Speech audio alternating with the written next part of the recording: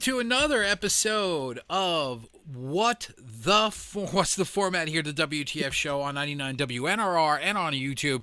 I am Mike. I am Joe. Hello, everyone. Thank you guys for joining us again here on the program. Talk again there, Joe. I want to make sure I got you here, man.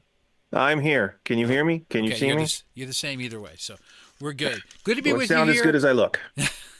Good to be with you here on this part two of our own experience with the rock band Kiss, and looking forward to sharing some of these stories, going over the albums. We left you after part one at, I believe it was after Destroyer. Destroyer, and that's when stuff started to happen with the band where Ace wasn't a team player in the studio. They had to bring other people in, or at least Ezrin didn't like his style. It was a lot of people say it was a stylistic thing because Ezrin didn't like working with Ace. So stylistically, he wanted something darker. Ace wanted to play, 3-chord rock and roll and bends and stuff like that. Chuck Berry, as he always did. And that kind of rubbed everybody the wrong way. So they brought other people to do solos. Bob Kulick, one of them. Rick Derringer, of course, on that record. But then we turn the page and we get into two albums that sound like the first three. We get into Kiss records. Destroyer's an anomaly in my book. That one was just completely, it was just massive, just bigger. Yeah, They it was just a big record. brought more into it. It People was just say it big. wouldn't. You could say if you look at the breadth of work and the stuff that Paul and Gene really wrote and Ace wrote, Destroyer is really not a Kiss record. It is, but it isn't, because it doesn't sound anything like the two after it or the three before it. Yeah, it was. Yeah, it's definitely the standout, a Yeah, standout amongst. exactly. But of course, we got this one now. Eddie Kramer's back in the fold. Ezrin is out. And of course, the great Eddie Kramer is back in the fold and helps produce this next record, which is we're going to talk about. Is called Rock and Roll Over, with, of course, the two cracks in it. Uh, Like the most, if one of the most iconic album covers ever. Agreed, and has been copied many, many times. Many Yes, times. that one made everybody. Again, it was just got to have that record. Look at that cover Yeah, for the time it came out. yeah, The artwork exactly. on that cover with the name, you're like, oh, new Kiss album. This is great. Yeah, exactly. I love the liner notes in the remastered versions. I really do. I appreciate the storylines and everything like that, even though it's proved by Gene and Paul. So you know it's going to be all slathered in kiss and goodness and whatever. Um, right? Exactly. Slathered. Slathered, because it really is. I mean, they really slather it on. It's sometimes sickening how they run the same. They run the same shtick, the same lines that they've been saying all the time. Like politicians, they run the same stuff, so it becomes law. But let's go with these tracks on here. Um, I want you, take me, calling Dr. Love, ladies' room, baby driver, love 'em or leave 'em. My favorite track on the album, Mr. Speed. Um, See You in Your Dreams, Hard Luck Woman, and God, what is that? Getting old, dude. Uh-oh. Making Love. How do you forget Making Love? So this has got some pretty incredible tracks. A lot of stuff from this record made the Alive 2 album. Stuff that they played. Let me see. What were they were doing on the reunion tour? Because that kind of bridges the gap. They were doing Love, right? They did Take Me, um, Making Love, yes. I Want You. So 4 off of that one. Sometimes they play Hard Luck Woman. Sometimes they wouldn't. Didn't do Ladies Room, I remember, on the reunion tour. So, I mean, it's not one of those things that they pulled out of the vault and say this has to be it. Yeah, Um, they Ladies Room, I do not believe, if off the top of my head. Let me see. Ladies Room did make Alive too. yes. Third song in. So obviously, so you want to count how many records are obviously Alive 2 is Destroyer, Rock and Roll Over, and Love Gun. And you're going to say, we see Ladies Room, Making Love, Dr. Love 3, Hard Luck Woman 4, um, and then that's it. So they basically used 4 from the record Yeah. in that one. Um, I like it. It goes back to the hard rocking sense. I thought that where Destroyer was kind of like this bigger than life thing, dude. I liked this record. I was expecting something like a mix between the old and the new. I could call Destroyer like a new phase of Kiss. It obviously went ballistic after that, and that's what they're known for. But I kind of like the rock and roll version of Kiss, the fun part of Kiss, and not so much the dark part. Where they tried to be, this other thing, this other entity, so to speak, on Destroyer. I like the rock and roll part of Kiss. I like that mix because that's what they did with the first 3 records.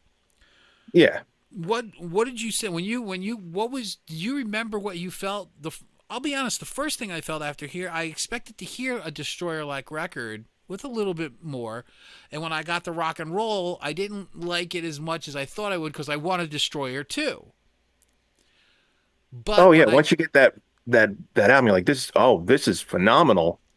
The next one's going to be just as. yeah, and it fell short of a Destroyer mark, but within itself as a Kiss record, I was like, wow. Yeah, I think that was my issue, amongst many. But at such a young age, Destroyer was my first album, so that was my first impression. Mm-hmm. So that's what I knew. I knew that album to the T, to back and forth. I knew it all. That was my expectation. So when I discovered the older albums, I was like, this doesn't sound anything like Destroyer. Exactly. What what what the hell happened? So when Rock and Roll Over came out and I put that one on, I was like, all right, I gotta tell you, I don't like I Want You. That's like one of those songs that just skip over. Yeah, Again, I'm weird. I agreed. like the next song I like, Take Me. Yeah, I agree with you. I heard I want It was, I want. It seemed parochial compared to anything that you heard over Destroyer. I couldn't believe they led with that song. I 100% agree with you. I mean, the rest of the album, I dug, I hit, and Yeah. I was telling my son the other day. Growing up, we had the basement. In the basement, that's when you worked on stuff, and I worked on stuff. And again, this is the 70s, so didn't have a record player in the basement. I had an 8-track. And Columbia House to the rescue. I had Rock and Roll Over on 8-track. The 8-track tape, by and large, was the worst invention ever created Cutting off in the middle of a song to in the flip. middle of the song. So I would be downstairs working on something, doing something, but I would be listening to that 8-track and Love 'em and Leave 'em, that it would fade out and then fade back in, click and all that. But just hearing them over and over and over again. And yeah, I Want You never, no, I could really do without. But the rest of the album, I kind of liked and kind of dug. But again, I'm like, this isn't Destroyer. What the hell? Right. It's a little bit more basic. What? I don't get it. But at that age, and again, this was the only band that existed on the planet. This was it. There's no other music. No. Yeah. Yeah. So There's of Kiss and there was course, Kiss and everybody else. right. And so of course this was a great record. Oh, this is a great album. I love this album. Didn't like I Want You, but the rest of the album was really good. So I would just constantly, and again, just out of repetition, listen to it and listen to it and listen to it. And of course, some tracks always stood out, others didn't. But that one, and again, building up to this, what we were talking about, I'd re-listen to the albums and listen to them again. I'm like, yeah, this is a really, really good. Yeah, this is a solid album. I can understand why everyone is Mm-hmm. boasting about it and loving it, not just the cover. They're saying this was the real Kiss, as opposed to the album before it. So I liked it. I mean it, and again, You had Peter singing on it, and then with Mr. Speed, you had Paul singing the lead, and you had Peter singing the helping out with the backing vocals, which added to it. It was pretty enjoyable. So I'm gonna take a look right here. Okay. Um, Coming out of Destroyer, okay, you figured that there was probably still some tension going on between Ace and the rest of the guys because one thing occurs on this record that didn't occur that occurred on the first three records, but didn't occur on Destroyer and this record. No songs by Ace Frehley. Yeah. All songs written by Stanley Simmons and some other schmo. So you could tell right there that there's a lot going on. And this is probably where Ace said, I'm done. Or the beginnings of this is BS. So I could see Gene and Paul starting to make their, okay, what do we do? Do we round up everything and do we not, do we watch publishing and do we protect ourselves because this guy sounds pretty pissed for what's going on? I think that this is probably where things started to go bad. Like Well, real yeah. bad. Well, Gene and Paul always sat in the captain's chairs, and then at one particular point, Paul was just pulling the ship. But and again, I think it also falls into the where Ace just got his attitude, where it's just I'm going to show up. You want me to play, I'll play. If it didn't feel like Mm-hmm. showing up, he didn't show up. He became a little bit more lackadaisy, and he was just he uh he showed up live. He put it all out on stage, and he did what he had to did what he had to do there. Yeah, the But drinking at this point was starting to get a lot. yeah. So, which leads us into the next record, probably the Oh, second most iconic record. Definitely the album cover that one of the album covers they're known for. It's on the lunch boxes. Some of their most popular songs are on this record, and I'm talking about, of course, Love Gun. I believe let the 1977. let the floodgates open. So, 1977 re-released. How about this? Re-released in 1997. The remasters, 20 years later. The 20th anniversary remasters. Came with Um, a toy gun. Yep, with the toy gun. Now the remasters actually has the toy gun, but it doesn't have a cutout. It just has the gun. Bang. Unbelievable. Thanks for that one. As we again, this to me was I don't understand this record on some of the tracks. The tracks that I like to me blow away rock and roll over. Blow away rock and roll over. Um, I Stole Your Love. Oh, I mean, killer opener. killer. I mean, out of the That just grabs your attention. boom, out of the box, leveling you. Okay, Christine 16, popular, great riff. Okay, Got the radio play. my secret favorite song on this, Got Love for Sale. Sounds like that song sounds like it should be on the first three. Yeah, definitely had Classic. that feel to it. And of course, this is where they placated Ace. Thank God, because it became one of the most iconic Kiss songs. Is they decided to have him sing. So, and this one, of course, is "Shock Me."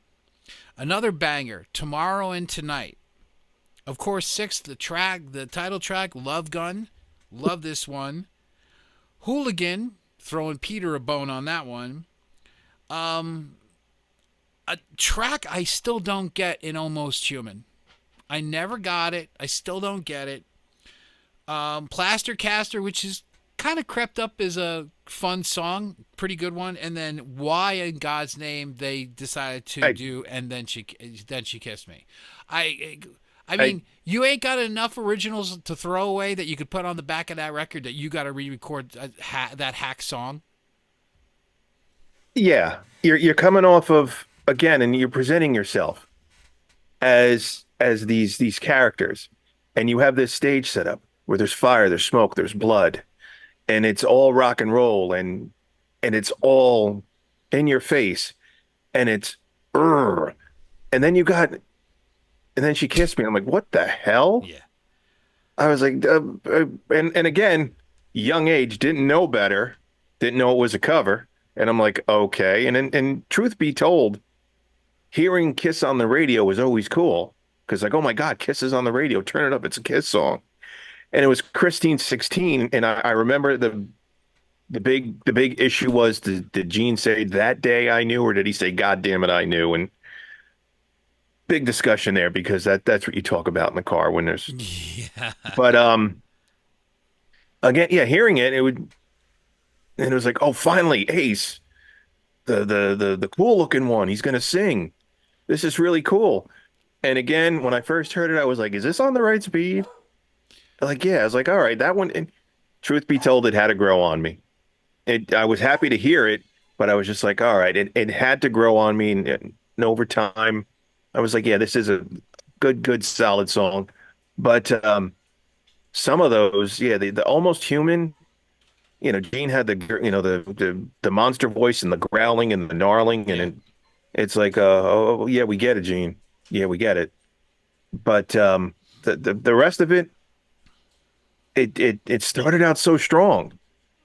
It Mm-hmm. started out with Yeah. The a punch in the face and ended with a whimper. a slight tap. Yeah, exactly. I mean, I would have definitely I would definitely have taken this lineup. I mean, you could put side one on, right, and then throw away half of side two.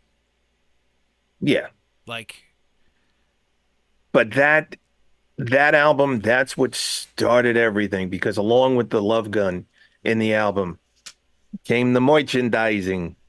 right, this is where things started going nuts. The This is merchandise, we said where, this is, and of course I think obviously the iconic outfits that they're really known for. yes, These ones that whoever thought about these designs and wanted to do this, I think nailed it because it was perfect for the time.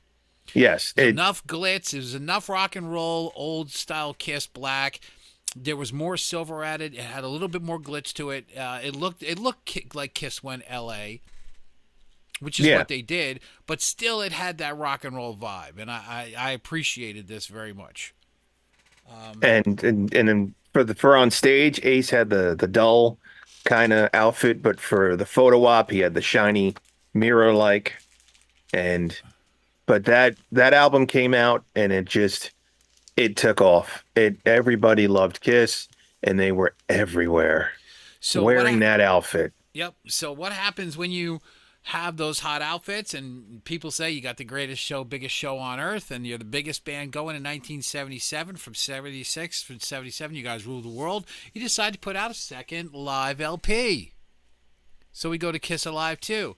Now, a big part. Now, again, like I said, I heard the albums, but was the first real album that I bought. I had been given a live one. I bought a live 2. That one was a Christmas gift. And of course, ta-da. So the book. And I think I the two. I tattoos think I got 2 books and the tattoos. I think that of course the tattoos were going.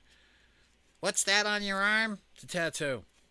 and What's and Kiss? and the page that had the merchandising, Yes, the necklace, exactly. the belt buckle.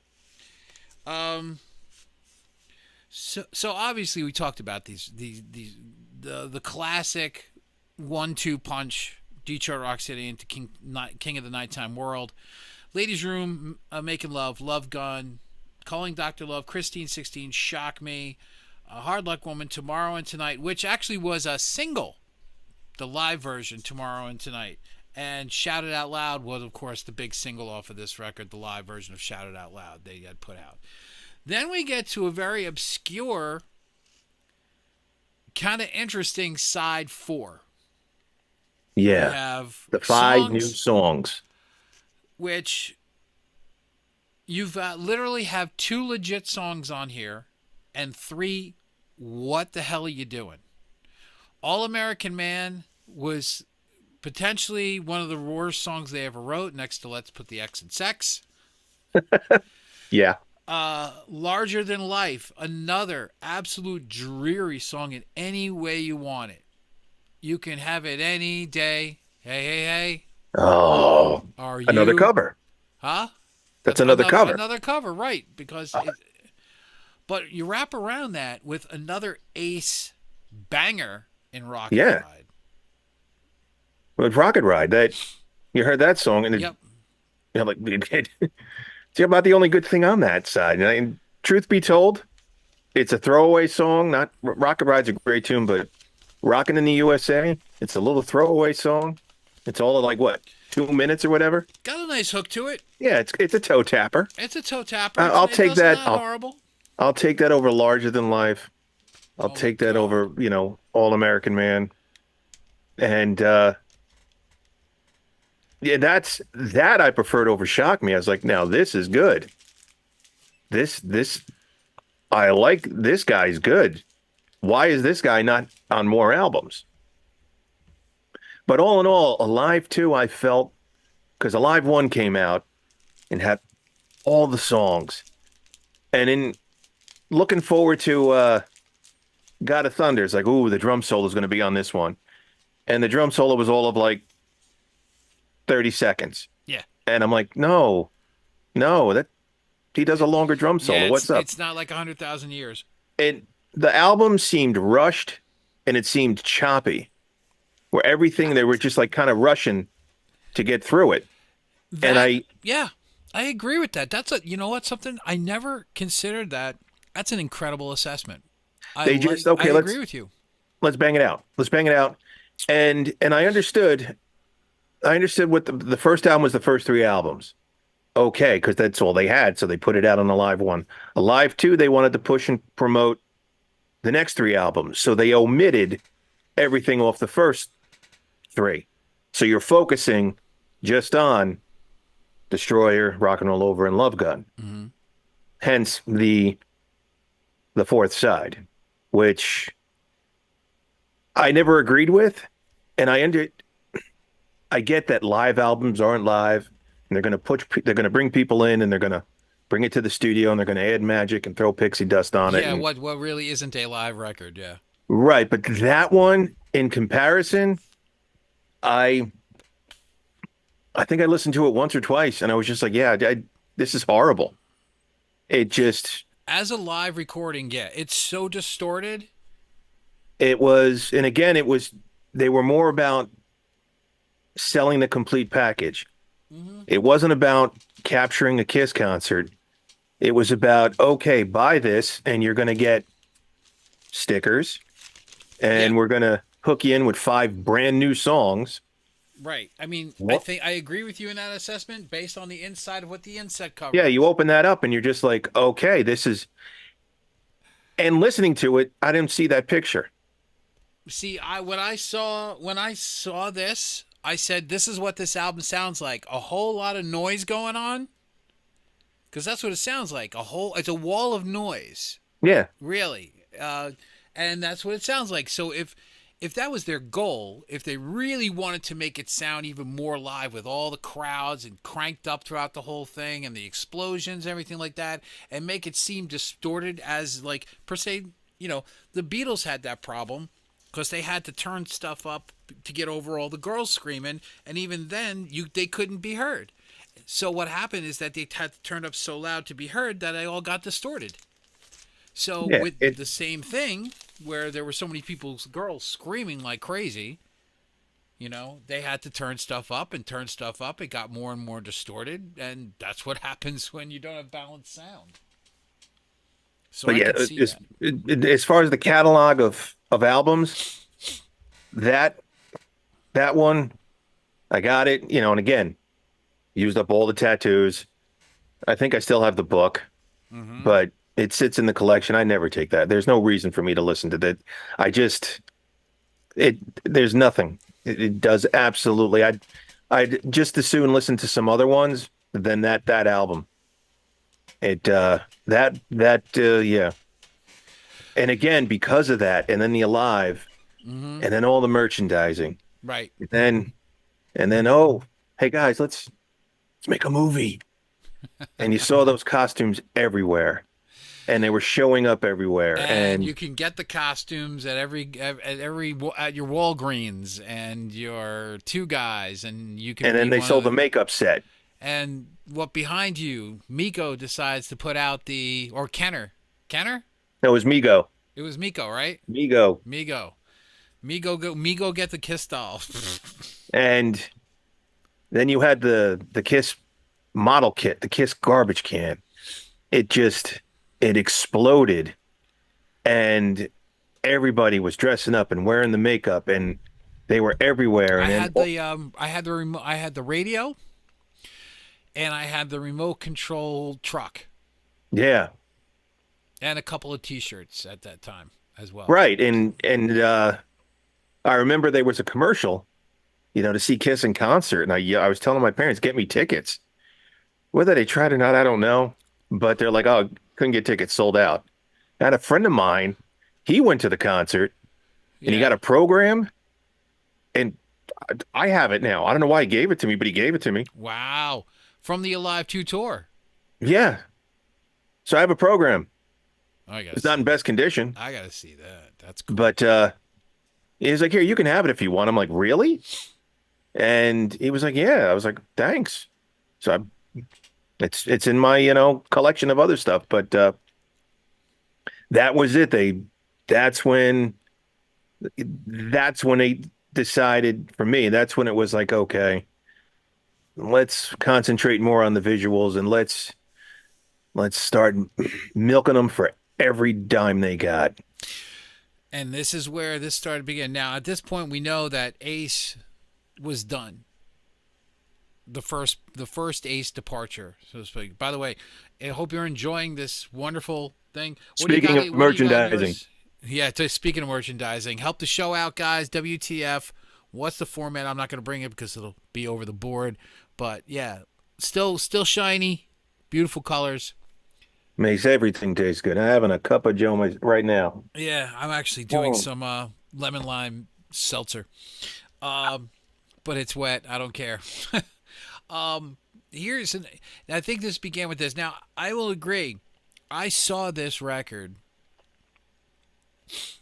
and I was blown away because nothing ever looked like it. So credit to Rocksteady and credit to Casablanca for doing this because no one ever saw any record that looked like this.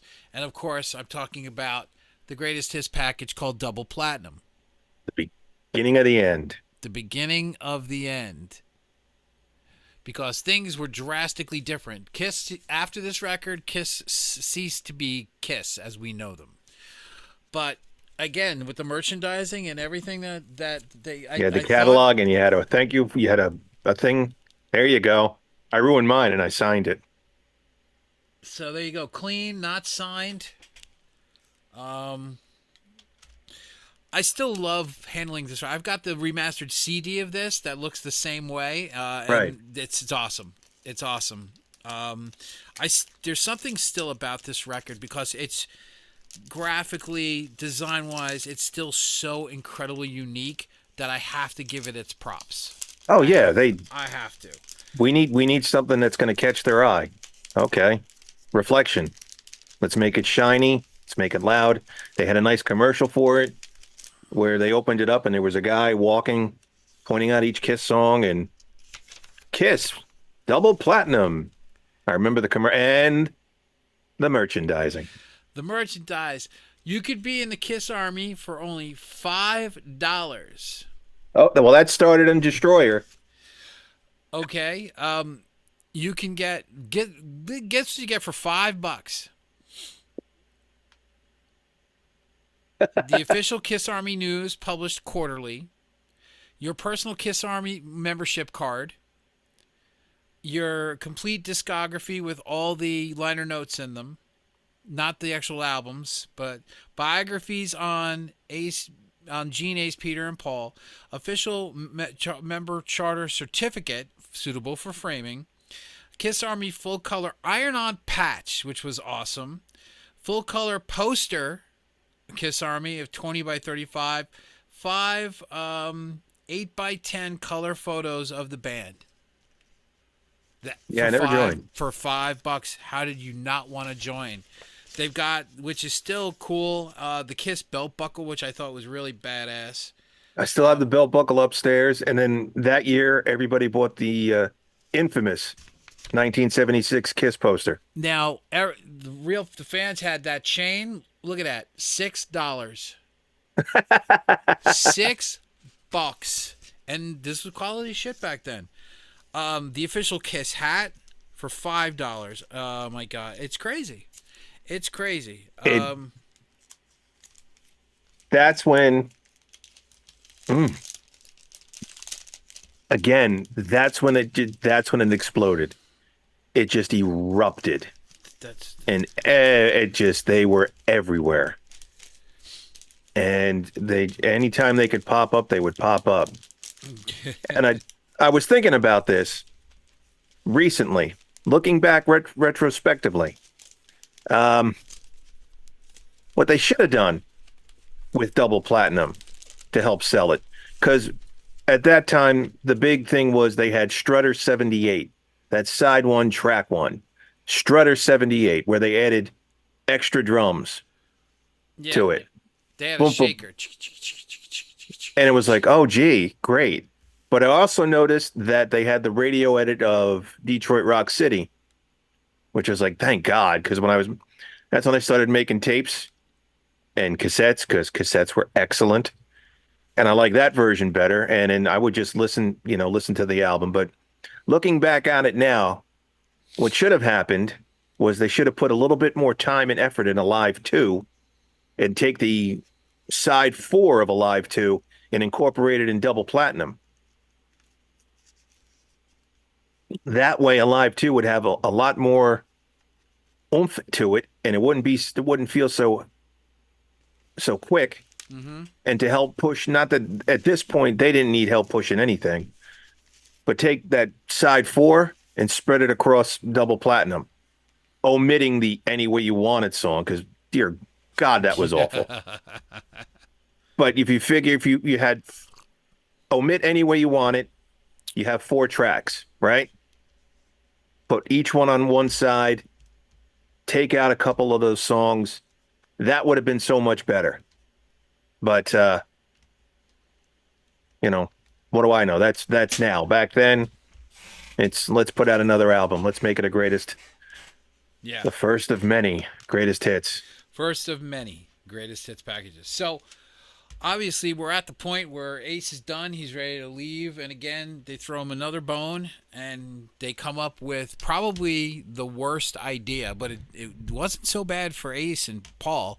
They realized that they could have a career outside of the band, which, people think that it was a good idea that, and I guess Gene and Paul thought it was a good idea to placate Ace on this one, but all you did was you just confirmed what Ace already knew, that he could survive, or at least he can make a kick-ass rock and roll record. Still to this day, one of the better records I've ever heard. Yeah. Ever heard. You can take that out. You can take it out tomorrow. Listen to it. Yep. It is a great album. And it's a great album. So for obvious reasons, those are the only 2 that I keep as far as the solo records. Now you see, I had to get all 4. Understand you had to get all 4, and they shipped all of them in the bag with the 4. I get it. And you walked in, you got all 4 of them. But the only ones really that I could sit there and stomach and listen to, yeah, oh, definitely, were these 2, and I refused to get and spend money on the other 2. Well, when CDs came out, and they're like, okay, the 4 are coming out on disc. I remember I asked just for Ace and Paul. I said, yeah, for CD, just give me Ace and Paul. Yep. And then somebody just got me all 4 of them, because they're like, no, you need all 4. You can't just have can't have 2. And excuse me. And yeah, listening to it, yeah, I heard, of course, for some reason, you're just drawn to Ace's album. For me, he was like the quiet one. He showed up, he played lead guitar. You were drawn to it. for me, just drawn to. I couldn't wait to hear that album. I was dying to hear that album. I got it on Christmas Eve and just blew my whole family off. Went and listened to it and loved it. Said this is phenomenal. Mm-hmm. And then again, by this time, had a record player, and but every night before I went to bed, I'd listen to his side. So I would listen to all four of those all the time. And recently, I dusted off Peters. I'm like, okay, I'm not 15. I'm not 13. I'm an adult now. I have an appreciation. He's got the horn section. I kind of like that. Okay, let's dust Okay. it off. Let's give it a listen. All in all, it's not bad, and I figured out what did it for me, and it was the guitar. It had that twangy guitar. I dug the horn section. He brought out the horns, and I like, this is really good. I just couldn't, I can't. It's like when people listen to Saint Anger and hear the tin drum. For me, it's that twangy guitar. And that's when I realized also that Peter Criss slowly was crossing over into Boltonville, where he was better at making ballads and nice little love songs and I Can't Stop the Rain and Easy Thing, like Uh-huh. that's gonna make a Yeah. mixtape. There we go. And the other stuff I said it was good. So I listened to the damn thing for a week in my car driving back and forth to work and all my what I did during the week and I decided let's dissect this. Let's give it a listen. And yeah, it's still, I can't say it's one of the best, Yeah. but that's what does it for me. I just, you hear it and it's just one of those, oh. So I'm like, yeah, I got to give that a pass. And then, of course, Gene was, okay, let's just get everybody and their mother on this record. If you look at the credentials of the people he got just to show up to sing a few bars, for Mm-hmm. Christ's sake, Yeah. I was like, that's Donna Summer. That's Diana Ross. That's Cher. That's That's Cher. Helen Exactly. Reddy. How the hell you get? When you're backup women on the mic, all three of them, and you've got them all in the same room, is Diana Ross, Cher, and Donna Summer, and you're probably doing them all. You're Yeah. doing pretty good.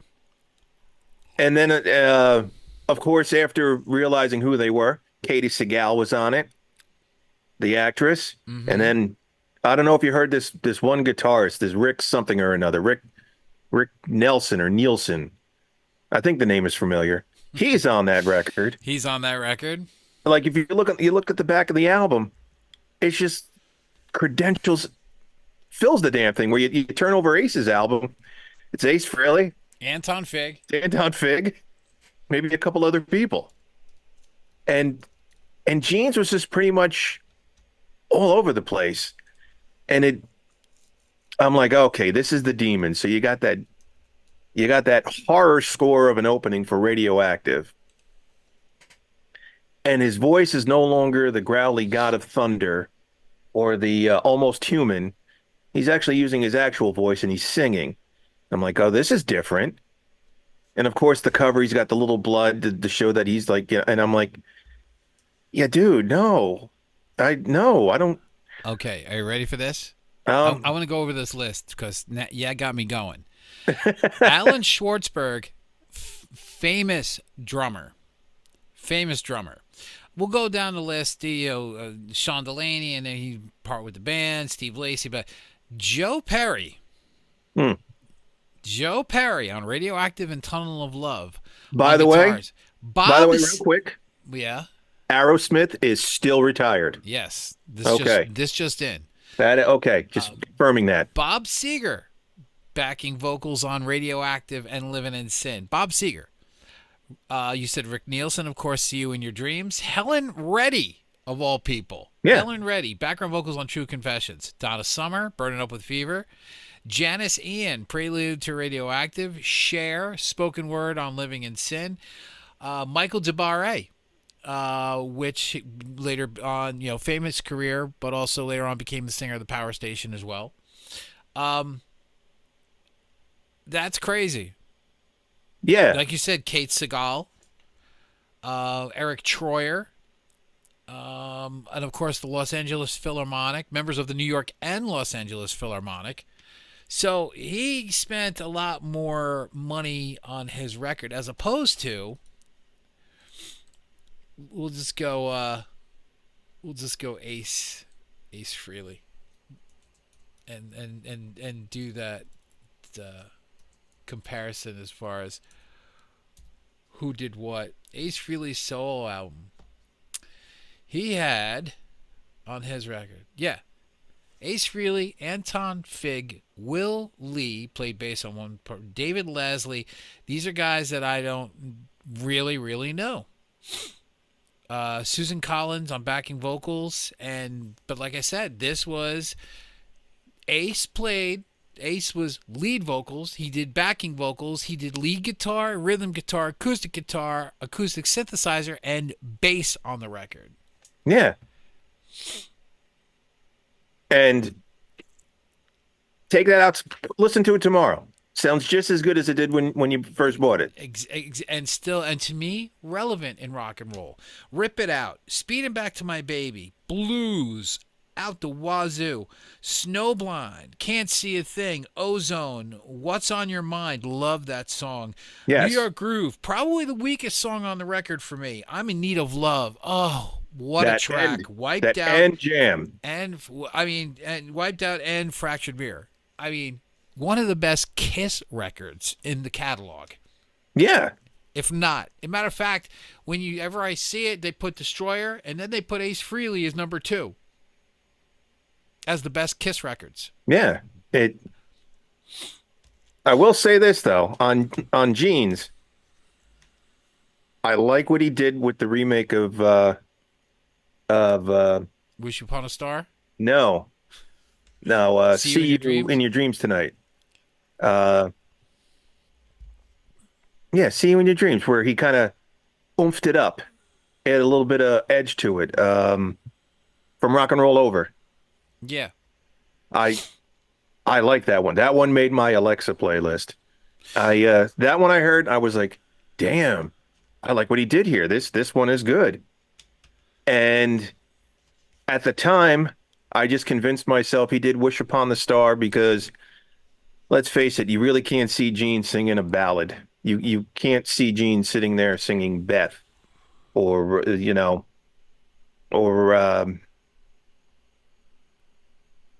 brain fart. You can't see him doing a ballad. Who knew that See You Tonight would be such a good acoustic song on the Unplugged? Yeah. So Beatles, that turned out to be probably the best song on the Unplugged. Yeah. Wait a minute. I don't have any doubts about that fact. Wait, I'm giving you the wrong song. Yeah, See You in Your Dreams Tonight. Yeah, See You in Your Dreams is the remake. That's the from one Rock where and Roll Over. they kick up to it and they add all the singing and yeah. Oof. And then you have See You Tonight. Yeah, that's where it gets a little confusing. Yeah. See You Tonight is track 3. 3-pack track. But yeah, correct. But he was kind of all over the place with his album. Exactly. Like you could take Radioactive, See You Tonight, See You in Your Dreams. Give me that 1, 2, 3. Put Living in Sin 4, and you have a pretty good album side. Yeah. And something that's, I think, indicative of what he likes in his style. But he just went all over the park on this one. I'm not even going to talk about Peter's, but let's go to Paul's. We covered Peter's. Tonight You Belong to Me. You covered Peter's so eloquently. Tonight You Belong to Me, Move On, Ain't Quite Right, Wouldn't You Like to Know Me, Take Me Away, Together as One, It's All Right, Hold Me, Touch Me, Love in Chains, Goodbye. Now, I will say this. For the exception of 2 songs, it's just as good as Ace's. Yeah. Tonight You Belong to Me, great opener, classic Paul. It's All Right. I heard All Right. It's All Right. I was like, my God, this is one of the best Kiss songs out there.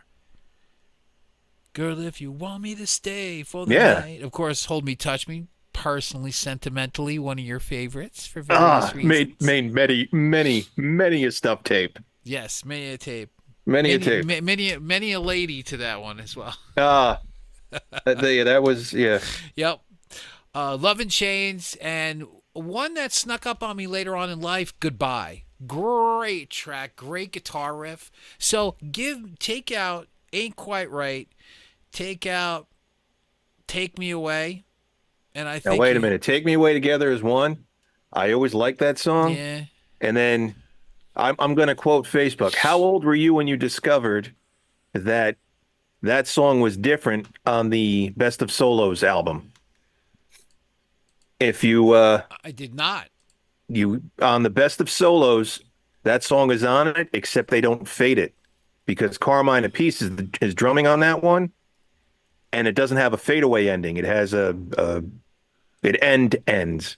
I'm not a musician. I don't write music, but it has a proper end. I don't know. It doesn't fade, but because when they were making the song, they just said, just Carmen, just yeah, you do you, and just keep playing. Look that one up. Mm-hmm. It is it adds to it, but that one I always liked.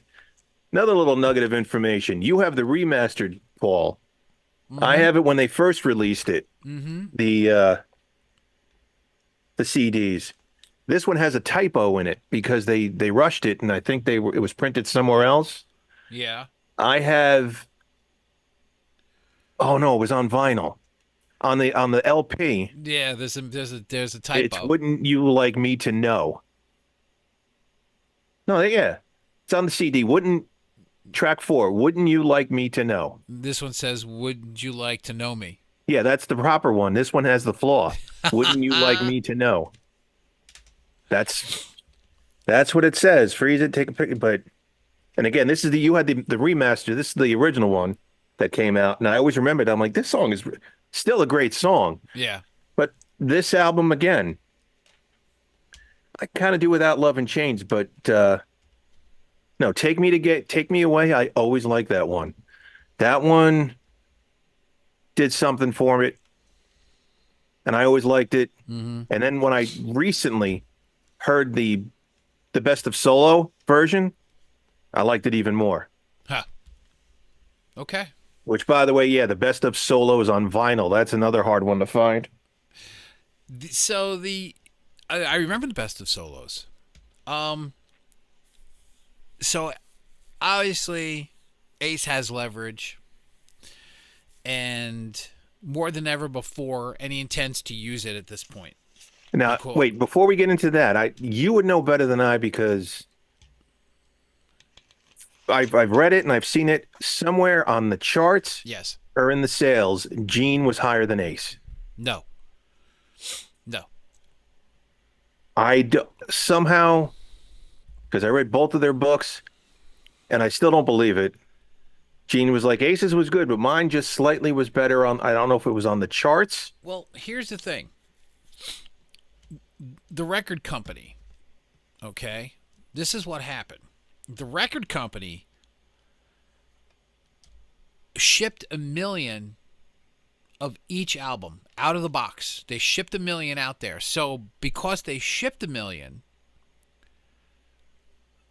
RIAA declared it a platinum record. So right off the bat, they all sold 1 million right off the bat. It's a million seller because the company shipped it. See, what happens is they don't take the returns. It's what they shipped. So as long as they made 1 million. It's not like they sold 150,000 or 500,000 units and then had to make more and reship them out and build, which is probably what they should have done. They should have done a 500,000 of each, because at this time people were starting to get a little burnt out, and then kind of work its way up. They probably want to spend some money because it almost did the company in as well at this time, because it was a Oh yeah, massive undertaking. And all the promo, remember the Billboard, the Kiss albums, all four oh of them yeah. right there. Massive campaign. Sorry. So by shipping it, they all become million sellers right out the box.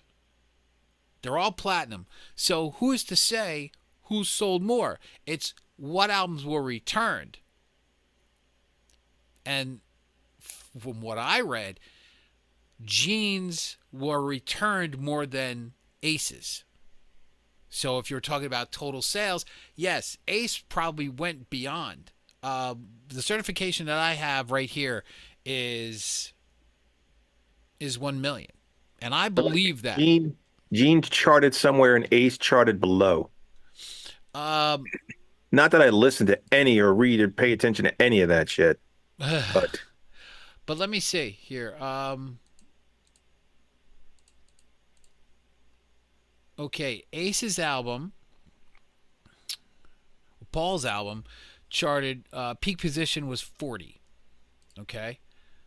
Um, Gene Simmons' peak position was 22. That could be better than Ace's, actually. yeah. But charting position doesn't mean sales. It No, that's doesn't yeah, like relate I to said, I it don't doesn't relate to sales. So his chart position was 22. Again, he was the most, and Ace was 26. There's 4 spots. right, but still I you can't compare. I mean, because come on, I'm living in sin in the Holiday Inn with the guys grunting in the background. It's not exactly Stairway to Heaven.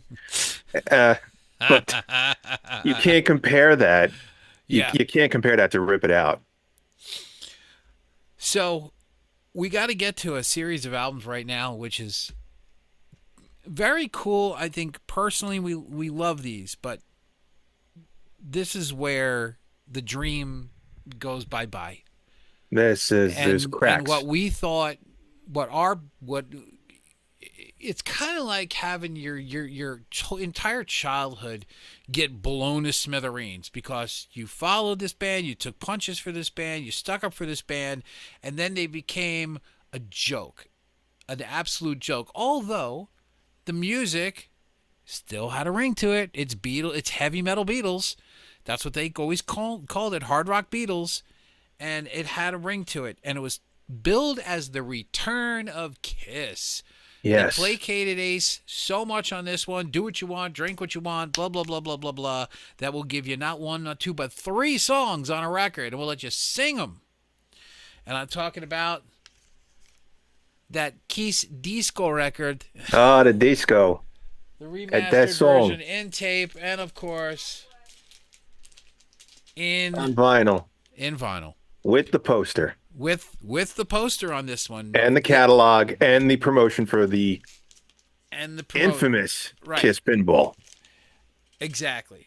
Well, this is the moment, and I didn't bring this out. I'm very very sad about that. I didn't have this ready. Uh-oh. Unprepared. That's very unprofessional. And I so wanted to see um, them in '77, but was too young. So this was the moment I finally got to go to Madison Square Garden and see my favorite band, albeit now a circus act. And there's the program. Yes. Oh man, I'm not digging it. I didn't get a program. I went with a common friend we know, Joe. Yep. Joe got a program. I got the knockoff shirt that just got destroyed in the wash. So now we've got the Kiss pinball machine. I mean, it really is. The pictures are decent, but as far as graphic design goes, I mean, this was horrible. I mean, it was all about the images, the types pushed to the. They really rushed these programs. They look like crap. The pictures are small except for one big one. It really is. It looks like absolute ass. It's not well done. Right, and with with the solo albums, that's when their color came into fruition, and now they all are a color. It's just so funny that I actually did. I think I still have the tapes somewhere or the recordings somewhere. I think I'm gonna dig them out because I think I might put them up on our site. And that's when I got to meet Lydia, Peter's first wife, and she signed a picture for me. So Nice. I met her at a convention, and I said, "Hey, it's me. We talked 2 weeks ago," and she goes, "Michael." So lo and behold, who's hanging out there but Steve Cornell? So I got to do that as well. But let's get into Dynasty right now because this we heard I didn't know what to make of it. Um, Again, it was when for I me. heard I want to know what you thought. You For heard me, it was a new Kiss album. I no, I saw the album. I was like, damn, yes, the boys are back. This is badass. This is cool. Faces on the cover. We're here. We're rocking. No more BS. Let's go. And then, of course, the faux pas. The track listing is incorrect on the back compared to what the track listing is on the record. So the first song you hear is I Was Made for Loving You. You hear what's really cool, you go and you're going, okay, this is rock. And then you hear sounds like a Kiss song. Okay. And then you hear this. No. What in God's good name are you doing? What is this Yeah. crap? Now, and that's where my heart sank. It you know what it felt like, Joe, I'll tell you this. It felt like for years you wore the gear, you put on the helmet, you strapped on you strapped on your shot, you strapped on your gun, you put your bayonet in there, you went to war every single day of every single year for your band. For your band that you stuck up for, you took punches, you got called names, you called an Yeah. F name, everything like that, and you stuck up for this band, and then this shit happens, and then you look like an idiot You went toe to toe with Led Zeppelin fans. all So, the time. yeah. Can I And tell you what I did? I threw out my Kiss t-shirts, and I went and I bought a Zeppelin tee. yeah. And the first thing I did was I bought a copy of Zeppelin 2. Yes, I was 10 years late, but I started learning. And I Yeah. said, you know what? Mm. Yes, I was that late to the game on Zeppelin. I openly admitted, and now Zeppelin's like one of my all-time favorite bands. Period. Hey, End of story. you show up late to the party, that just means you don't get anything to eat, but you're still there. You're still there. You still showed up. But there was salvation in this record. There Oh, was salvation in this record. This is, by the way, this is the 180 gram version of it. Heavy record. Still, I really appreciate on the re-releases of how they used all the original the packaging, original sleeve, even to the point of the actual record where they had the band on it, which was the poster. which is the poster, and it's so clean and the grooves are so well done, and the poster Right. in all of its glory, which I thought to me was really, really awesome. Well, we'll just show Peter. Everyone knows what that looks like. So, Yeah, that's original size of he the poster. And I was stoked. I was really stoked. And then I heard I Was Made for Loving You. see, yeah, not no, not me, Charisma. Charisma was the first song because it said so on the back.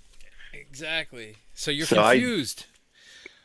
So I let's listened to that one. what you heard I Was Made for Loving You for the first time on the radio. What was your reaction?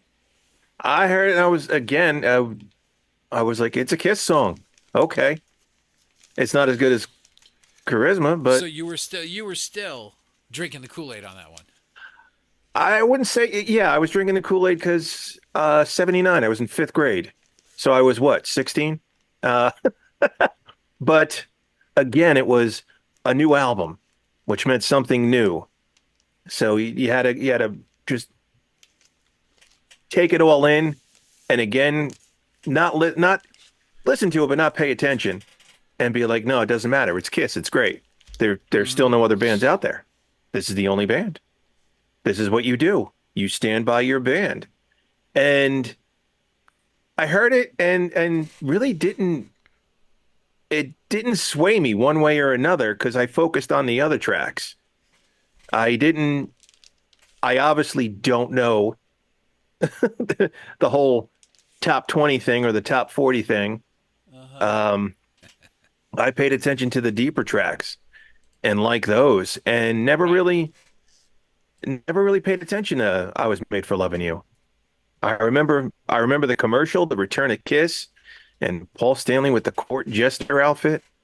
I thought Gene's costume was really cool because he did something different with his boots instead of it being an actual face, was actual dinosaur feet. And of course, Ace was the coolest guy on the planet. Nothing was better than Ace. And I Yeah. yeah, that song really didn't affect me because I just put it to the wayside. I But it was was like, the eh, one that they led with, though. That's what you heard right. on the radio. So that's what you had Yeah, to defend as a Kiss fan. yeah. I just told him to flip I said, listen to Charisma. It's a better song. So let's go over track listing. All right. I'm gonna go by how it's on the back of this, even though it's completely ass Right. wrong. And I'm gonna see if they did this on the remastered. So say no on the remastered CD, it's correct. Yes. Okay, so let's go track for track. All right, we already have our thoughts on "I Was Made for Loving You." Okay, Right. what was that? Something And just then next is 2000 Man. 2000 Man.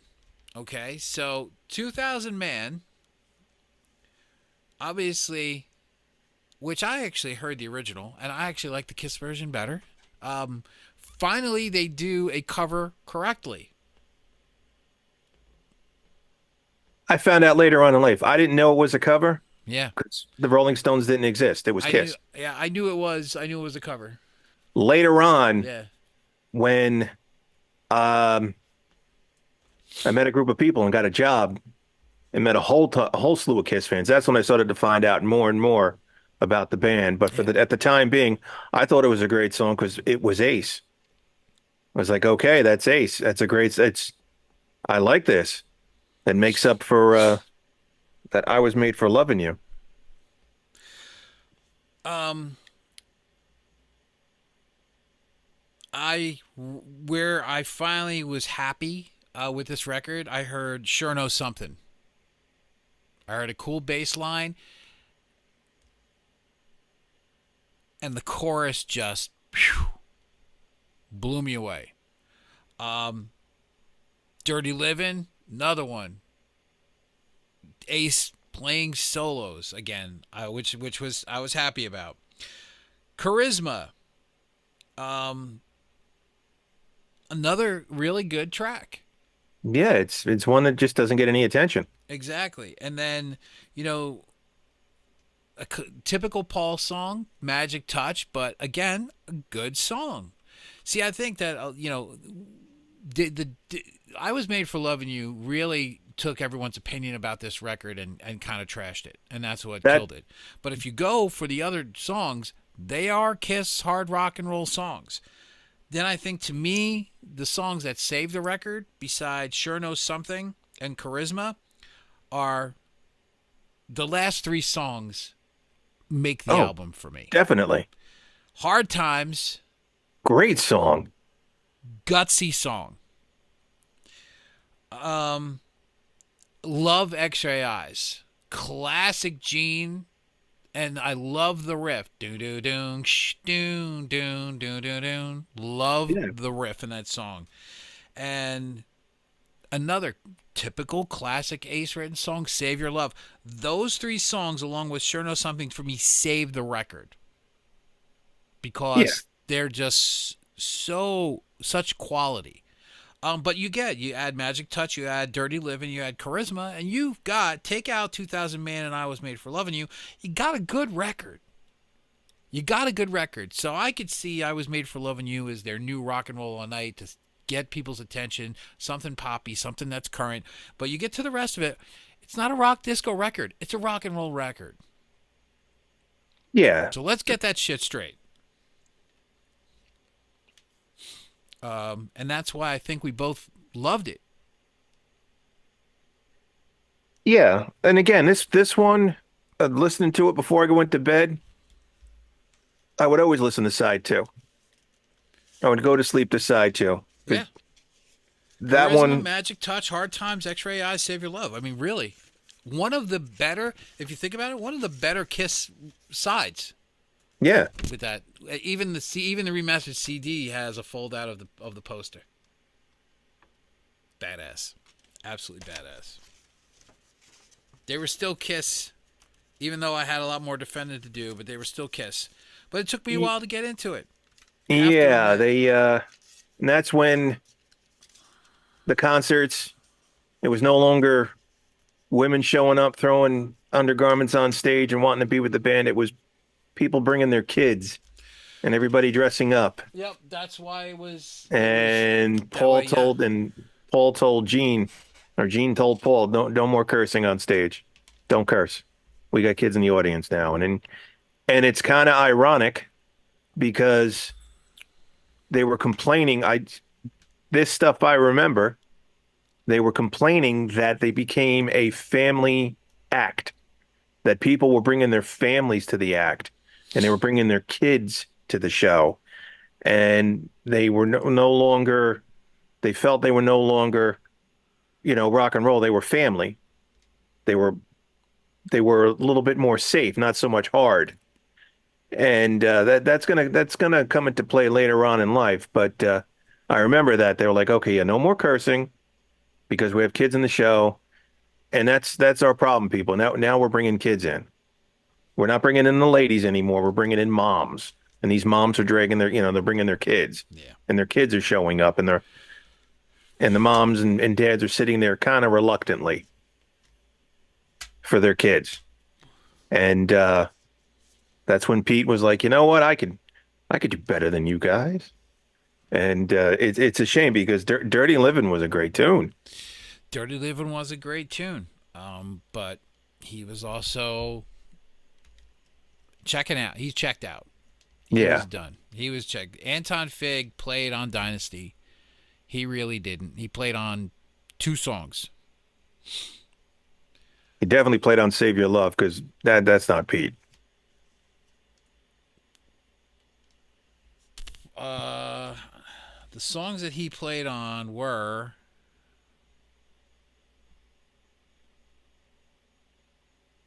Hmm. So good. yeah, it was Save Your Love and I believe Dirty Living. Those are the two songs he played on. No, Dirty Living, that was all Pete. Right. Right. Dirty Living was all Pete. Yeah, But but I Save also Your believe Love, he that played on wasn't. Save Your Love. And again, the internet didn't exist. It was all word of mouth, and there were chatters amongst the groups that Peter wasn't. He's leaving the band, and um, back then I wasn't such a big Kool-Aid drinker. I bought all the merchandise, whatever I can get my hands on. I just bought, and couldn't wait for the next one to come Right. out. I'm corrected. Peter was the only one was Dirty Living. Right. Basically, he was kicked out of the studio, from what I understand, while the rest of the album was being made. He didn't care. He checked out. Dirty Living, that was it. I want to go on to the next record because this is like talking about losing their way. Started with Great cover Dynasty. though. Sorry, it's a great cover. I was never a comic book guy, so I didn't get it. I mean, I get they did the comics, but that was early on, and 76. But I didn't get this, and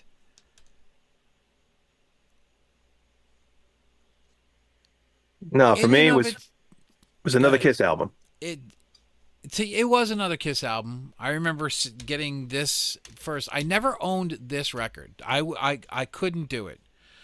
I didn't go out and buy. I bought this later on in life first I bought the tape. 82 I might have bought it. Just so I can have the rest of the collection, but I really didn't. I couldn't. I was so turned off at this point. Cuz it listening to the songs. They're good songs, but they're not Kiss songs.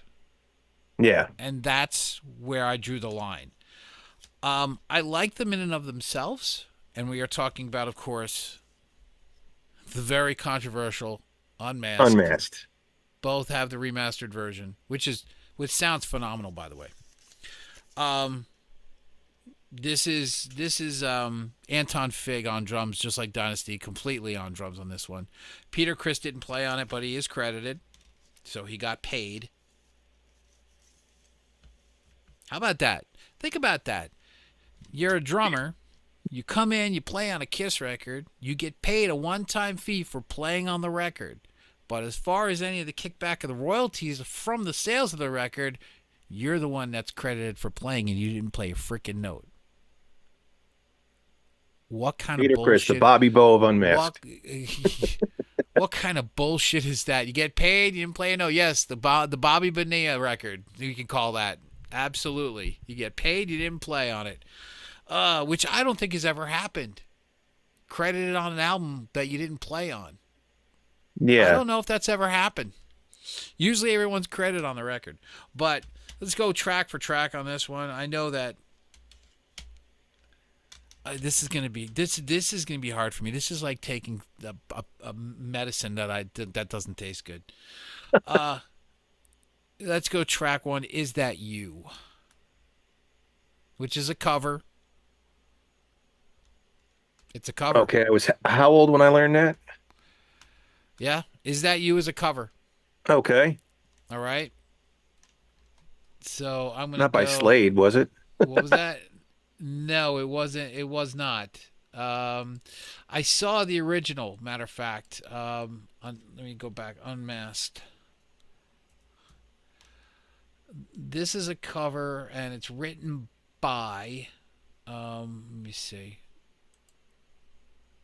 I'll get it. Let me see. Thank goodness for the internet. Gerard McMahon wrote the song, and I believe performed the song. Gerard McMahon, Is That You? So it is a cover. I knew that right off the bat. Um, then came Shandy. Oh, now that one, yeah, I like that song. The video was kind of campy. No, the video was very campy. The, it's a good song. It's not a Kiss song. Tonight must last us forever and ever. It's not a Kiss song. None of the albums a Kiss song. No, no. Talk to Me is a Kiss song. I sit corrected. Yes, this is Naked true. Talk City to is a me. Naked City could be on Dynasty. That's a Kiss song. I think at this point they realized that from 78, more and more people liked Ace and they preferred Ace and they wanted Ace out. They said, like, wait a minute, let's keep throwing more Ace on the Ace was albums the to sell rock. them. Ace was the rock and roll in that band. Period. End of story. But he also got to be the popular one. Well, yeah, of course. He And became more we popular. can't. Two members can't have that. That's no, no. Your thoughts on what makes the world go round? I this album, I only the one I Blistering tell you track what, this there, man. album, the only song I don't like is Easy as It Seems, but the rest of this, it's not a bad. I like the album. I'll Okay. def, you know I won't stand toe to toe with anybody over it. Nothing's worth arguing over it at this point in my life. But Yeah. this album, it's Hey, it's it's as it's long as we hold on to those albums and listen to them, there's something to talk about. right, and it's polished. It's just a polished pop It's album. polished, all right. It might be a polished turd, but it's still polished. It's It's it's shiny. it's not It's some bad. shiny shit. It but I no. Yeah, I could if you got rid of Easy as It Seems, this would be a great album. See, I think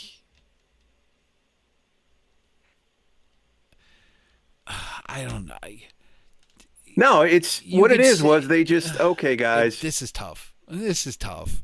Again, with the whole what was said about the Dynasty tour about now it's a family fun show where families are coming to it. Okay, so then they did something a little bit more friendly and they decided to this is when it was like, okay, let's shy away and let's start let's start doing I can't friggin' talk tonight, man. It's too much coffee. But Hey, no, let's start it's not. It's unmasked. let's start dipping into flavors of the month. What are people listening to nowadays? What's going on? And mind you, when this Right. came out, it was the 80s. So the music started to change, the fashion started to change, everything started to change in the 80s, for good or for worse. But Yeah. things were happening, and they're like, okay, this is the 80s. And the 80s became slick. Everything was slick, everything was shiny, everything was slick, and that's what it was. Like, Yeah. okay, so let's make a slick and shiny album. So that's what they A did. slick and shiny piece of shit. No, I'm telling you, I still got a CD player in my car. This gets played from time to time, man. It just I just skip over easy as seems Yeah. with the I think if you put Talk to Me, Naked City, two sides of the coin, She's So European and Torpedo Girl on the side, I think you got a pretty good record. The rest of it, you could just chuck. what Tomorrow, we're gonna fall in love, Joe. We're gonna fall in love tomorrow, Joe. We're gonna fall in love, Joe. yes. Yeah, man, and she's so European and Torpedo Girl. She's so European. Does that mean that she doesn't shave?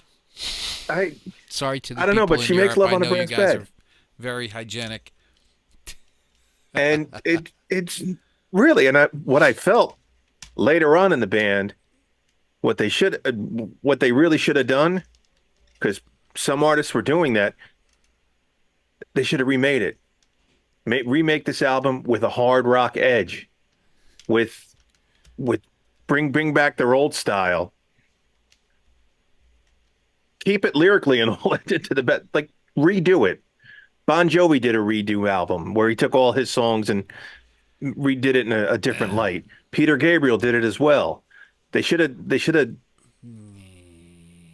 not made it such a pop album and No, turned it into a heavy metal album nah, nah. I don't know. instead I of don't know. instead of I don't. instead of You putzing can't do around that. with You can't do that with with these songs. They are what they are. You can't. You can't. nah, hey, I mean, it would have been interesting if they would have changed the lyrics to "She's so European, I got one in my mouth, one in my teeth." You know, you get it? no, this one, Hairs caught in the yeah, rubber band. I'm ignoring you, man, Thank you very because much. I like this album. All And right, again, this it just we agree that you like this record, most of it, most of it. 95% of it. It should go on my Get Ace rid of Frehley greatest hits record. it. Just yeah. So Come on, here, Shandy. That's here we ah are. We are. We get to a point, and this will be the last album that we talk about. A part two. We get to the beginning of the okay. Wait, hold we on. Let me. okay. We get we get to the point of this band where it begins the revolving door of other members in this band. It begins here. Peter can no longer play. Peter's tired of the BS. You know that Paul and Gene are taking control of everything. Ace is hanging on by the skin of his teeth of what's going on. And Peter's just like, I'm not showing up. I'm not playing on records. Why am I doing this? And he's way at this point way into drugs, way into drinking, The more drugs than monkeys. drinking, unfortunately.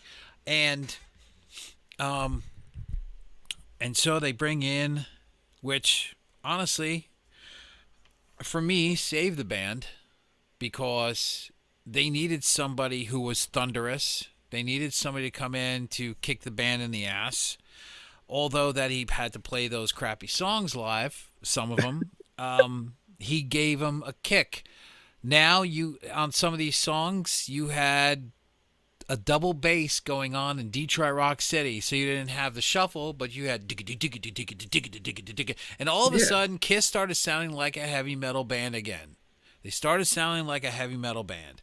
Still, they had to play some of those songs that you wanted, but they stem. So they do the Australian tour. They do the rest of the Dynasty Unmasked tour with Eric. And then they decide to go back into the studio with a very coked up, drugged up Bob Ezrin, thinking that his shit don't stink. And they decide to put out a concept record, which we all know is the infamous album called Music from the Elder. Now I will have this, and vinyl will be my last Kiss purchase. Buy it on And vinyl and just put it to your collection. Don't yep, listen and to the that's vinyl. it, and that'll be the last one because there's not only is this poorly recorded, not only does the concept is ridiculous, but Kiss doing a concept record in the middle of the 80s was to me not knowing what the landscape of music was at the time. This is when ego was out the door. Ace had it. He put up with it for two records. You could put up for this stuff, and then it's like, what are we doing? It's no longer rock and roll. He gets into yeah, exactly. He gets into car wrecks. He's drinking more. Cuts his hair. They all cut their hair. What are you doing? Your Kiss. Um, Again, that fell into the whole 80s thing where Er- things were sleek and slick. yeah, exactly. And A lot of bands were cutting their hairs Eric now. Carr must have been thinking, "What did I freaking join?" Yeah, he So we talk about this record, and let me see. Now, all if you don't know this, I said this in episode 1, but yep, all of these, anything that was put out by Kiss, and I have CDs and albums from every other band, right? But for some reason, there's a certain odor in the paper of their cassettes, their albums, that is still there. well, And you according to could, you, Unmasked is shit. well, that'll Unmasked smell smells like like shit. shit. Don't matter. But here's a crazy thing. Why is it that all of their stuff has a certain smell to it? The paper does. All of it. No matter what year it was. Doesn't matter. But it has a certain smell to it. And I was thinking, there's studies that actually, like they had scratch offs back then as well. You could scratch off and smell a perfume and stuff like that. People used it as aromatherapy, as a way to incite the mind to purchase or something that you assimilate something with. I wouldn't be surprised if they actually went that deep in the marketing because they were doing stuff like that back then. This is 1981, by the way.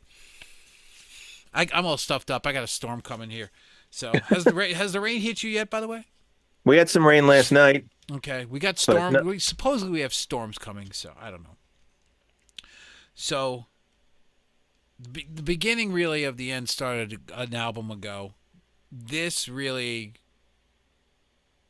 was it because no matter we'll get into the next record, which is one of our favorite records of all time, Creatures of the Night.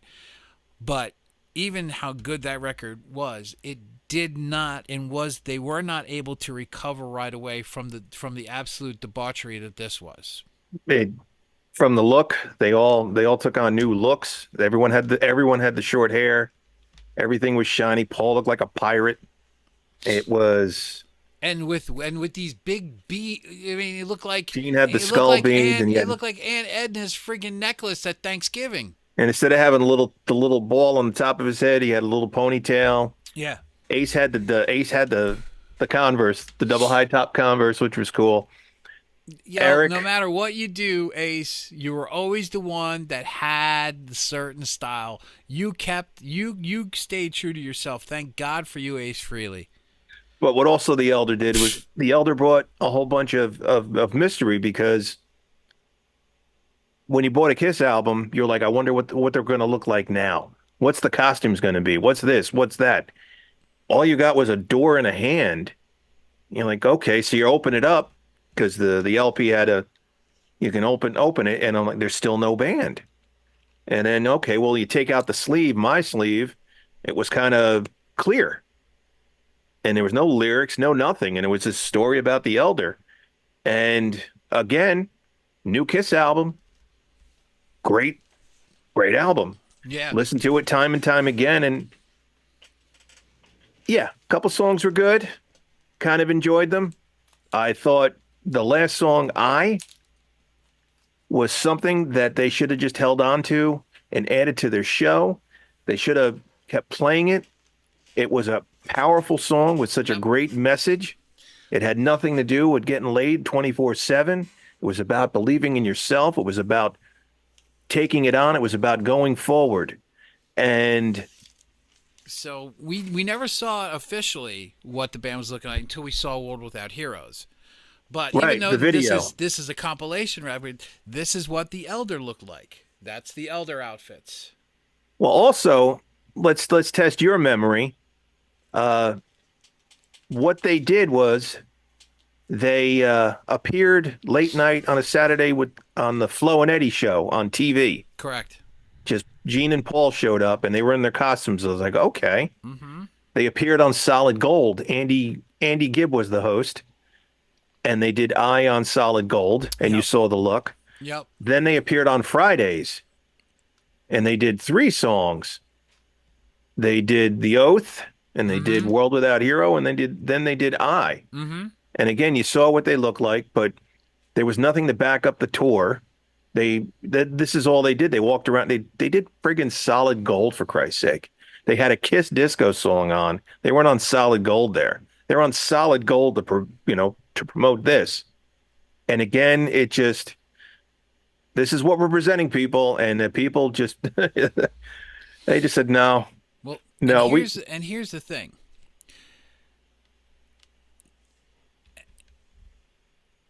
This, in and of itself, why it's a fan favorite,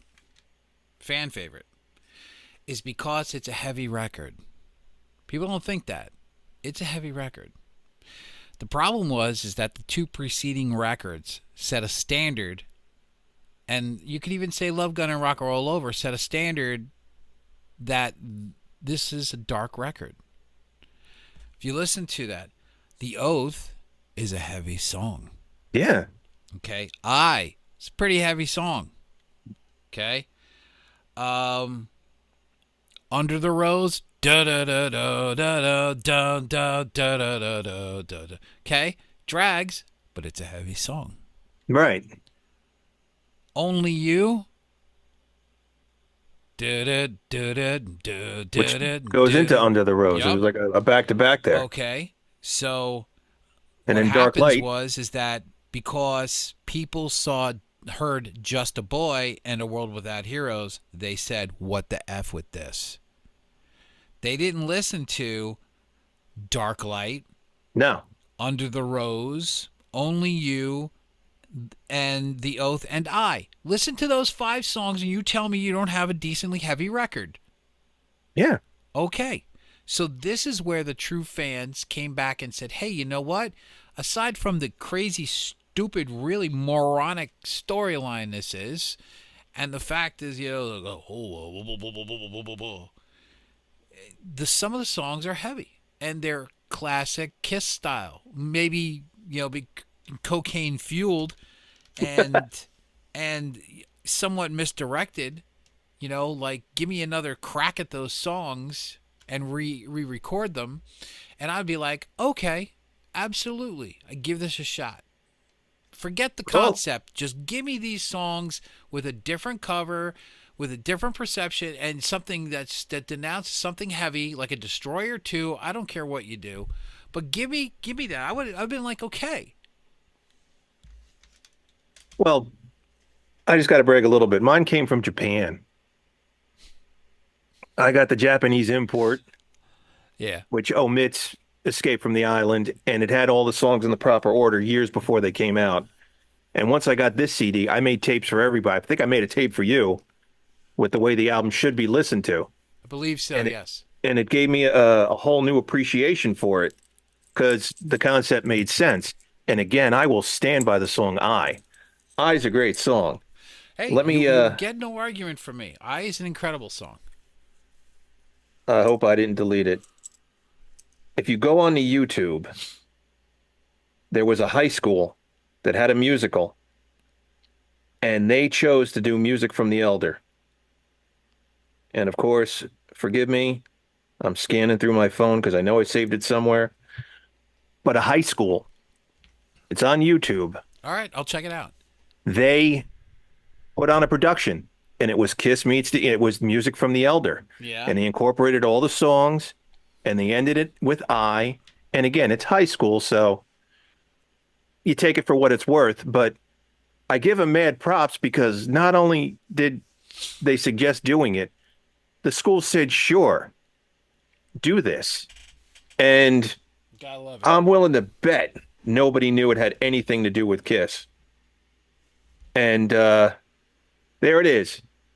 Athens High School, 1996. Georgia. Athens Athens High High School. School musical. It's on YouTube. In Kiss the Elder. Athens, Georgia. I guess so. Athens High Athens High School. School musical. I will check it out. Look that Athens up High on School. YouTube. And I mean, and then the album became a, people just wanted it for collectors' reasons. It was like, okay, I don't have it, I need it. No, people just wanted it to have. And back when I used to go to Kiss conventions, uh, people had boxes of them. They were just selling unopened and asking for a little, asking for some, some little high price for it. But like, that's what, at the time, that's what people were going for. Wow. That was the album to get on vinyl Yeah. because nobody wanted it when it first came out. There were, the diehard fans, the day it was released, you bought it. For most people, they bought two, one to play and one to put on the shelf. But it just became this cult classic. And it got to the point where the band doesn't even want to talk about the album and they laugh about it and they bitch about it and then Gene, he went on tour and he played the song. And then Kiss did a Scooby-Doo episode and they started making references and it was a dumbass episode, but they said, "Oh, we have to talk to the elders now," and they mentioned the Rose and all that stuff. I'm like, yeah, yeah, you complained about it when it came out. Now let's cash in on it. But no, the album is meant buy it on LP to add to your collection. You want to be a completist and say, yeah, I got everything on vinyl. There you have it. Don't listen to it on vinyl. Get the remastered CD and listen to it like that, and you get a better appreciation. Will it make it a better album? No. Will it make it?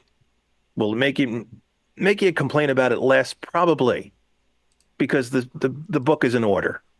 The chapters they're set up the way they're set up, and again, that song should have had legs. They should have added that to their tired set. They could have done so much with that, and they chose not to because it wasn't about getting laid, and we can't have that. But it was just a shame, and I will stand by that song as well.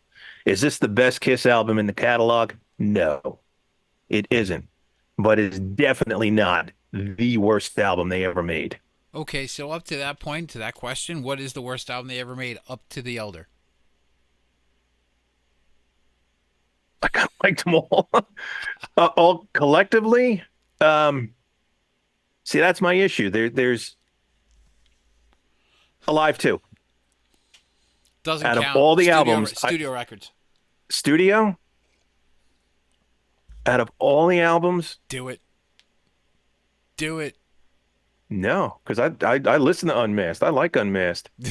Do it. You say you want. You know you want to say it.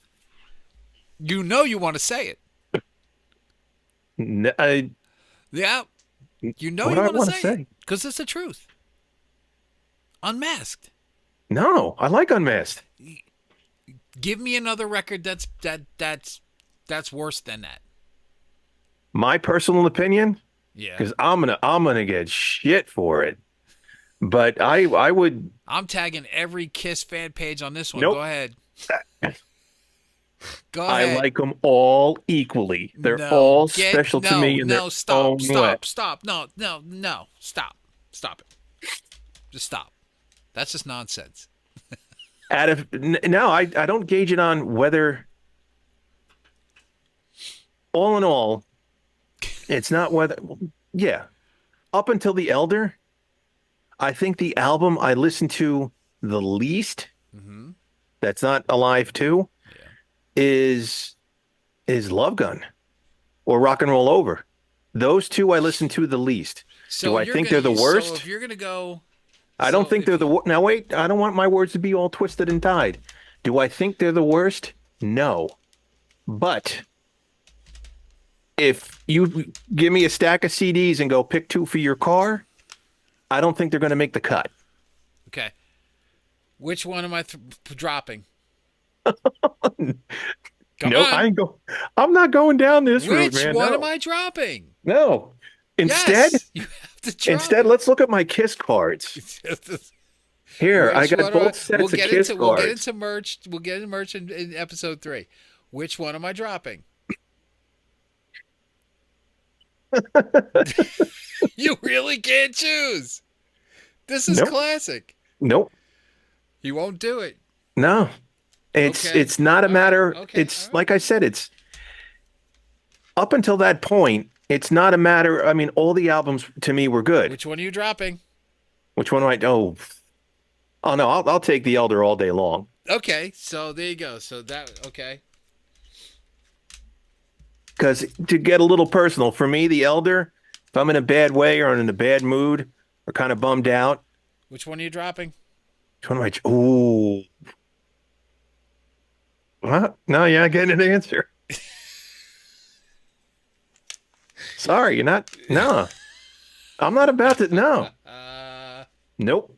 Sorry, man. It's like I said, up until the next album from Elder, it's not a matter of which album sucks for me. It's which albums do you listen more and which albums do you dude, listen less. dude, you are not going to drop an album that has "I Stole Your Love" and "Shock Me" on it.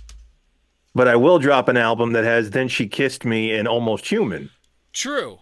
But as much as I can drop an album that has "Is That You" and "What Makes the World Go Round," That's dude, dislike the album. We can agree to or I'm disagree on sorry, that. "You're All That I Want," "You're That- All That I Need." yeah, it's Is not happening. It's is not it happening. Destroyer? No. Is it The Wall? No. Is it Zeppelin 4? No. Is it a bad album to me personally? No. Oh It's just, and boy. again, this is you're Oh talking to me here. This is the guy that goes against the grain, doesn't like anything popular, doesn't go for the. I get yeah, I get ridiculed that, for but it day in and day out. there's still when you see a standard that a band puts out there, and all of a sudden it's not the standard anymore. It's completely different. You're going, your hands are up in the air, going, "What is this?" And you could say, "Yes, it's Kiss," but is it really Kiss? I don't know. Doesn't sound like Kiss. If I were to do first six studio records, 7 studio records, and I get to unmask, I'm going, I don't sound like Kiss. Something's different. What happened? They tried a new venture and Oh, it they just tried a didn't new take. venture, all right. Not hey, there are some people out there that still enjoyed Coke too. There are still some people out there who like no, I'm not even no, we're not going down this one, no. But all in all, I listened to it. That's how I'm going to gauge it on. Fair Once enough. once we move on to the next phase of their history, that's a whole other story. But up until this point, it's not a matter of if it's a bad album or not. It's just what I choose to listen to more than others.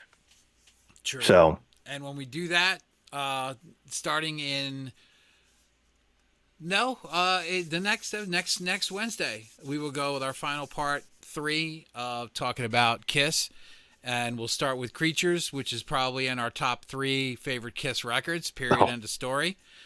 Easily for me. I don't know about you. Easily oh, for me, it's in my top 3 favorite Kiss records.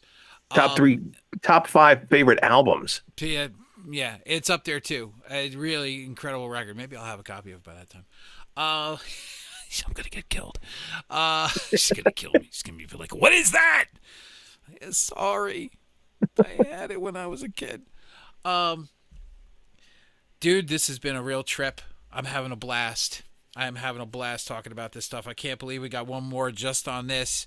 We're going to go for those of you guys tuning in, we're going to go from Creatures, and we're going to take it on out all the way through the reunion and the horrible, horrible last few years for the Uh, band, and to where they're right now just a footnote in anonymity. No one really even talks about them except for us and other Kiss fans. But we'll close the book on this one and maybe turn our sights to Queen, because that would be a very interesting conversation as far as what's going on. Obviously, there's some serious subject matter and all that, so I think maybe we'll tackle Queen on the next one. That probably will go either 2 and or 3 episodes as well. But this is a really cool trip, man. I'm having a good time, so thank you. I was until you started, laying demands on me and stuff, gun to my head, pick an album. Things were pretty good for a while, but then you load this pressure on me, man. Desert Island, what are you taking with you? Oh, Although, if I wanted like a nice, I will say, if I was sitting on a beach, right, with my toes in the sand and a nice little girly drink with an umbrella in it, I'm playing Unmasked. That's all I gotta say. yeah. It It's a it's great beach record. see, you threw the word great and record in the same sentence. It's a great beach record. Yeah, Yeah, it's exactly. I can hear myself going Torpedo Girl while I'm sipping a drink watching the yeah. waves roll in. Oh, Torpedo Torpedo Girl, that Girl. that ranks up there with Cashmere. You got Cashmere, and just below it, you got Torpedo Girl, man. Uh, Yeah, it's a toe tapper. It's lyrically, it's sassy. yeah, yeah, but It's not like pink. It's kind of like monkey butt pink. monkey butt. That's right. It's not a fuge. It's not a It's not a mauve. mauve. It's not a Monkey butt fuchsia. It's pink. kind of like a pink, but not like a monkey butt pink. Yeah, it's just yet a different side of the band of Kiss. Absolutely. Dude, good job. Yes. All right. See you later on. Oh, yes. Talk to you Till soon. then, I'm Mike. I am Joe. We'll see you at the movies. Catch you later, bud. Talk to you, man. Bye. Hey.